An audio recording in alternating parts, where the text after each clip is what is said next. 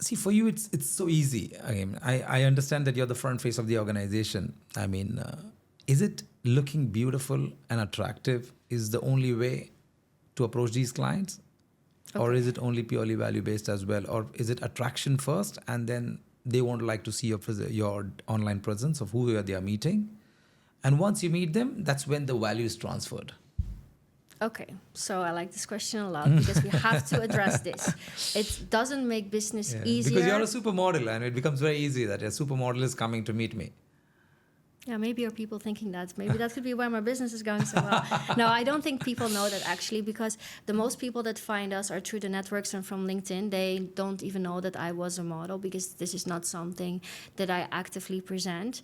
I think for women that are attractive, it helps maybe to get a first encounter with someone. I cannot lie about that. But what happens from that first encounter is things can go two ways.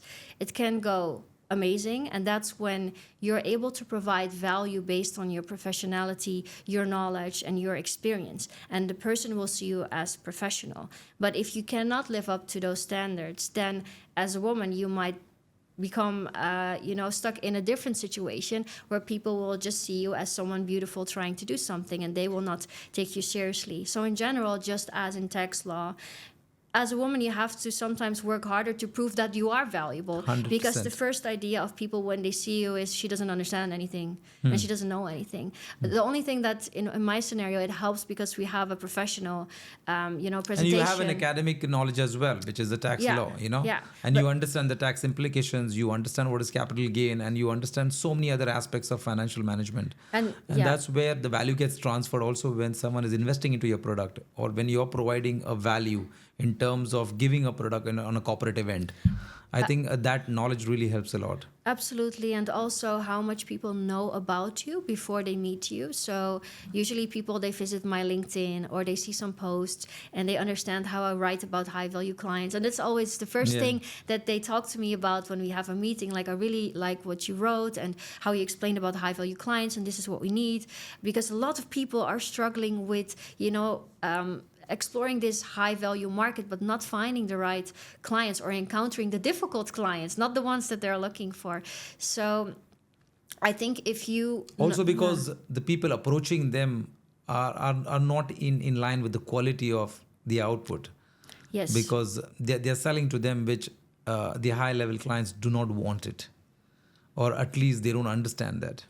Exactly. And most companies, they don't have a filter. So what I teach my clients is not to do more. I teach them to do less and to have higher standards. And this is how their business becomes more successful compared to what they were doing before. Because if you do the right things, it becomes very easy. Of course, you have to work hard and there are things that need to be done.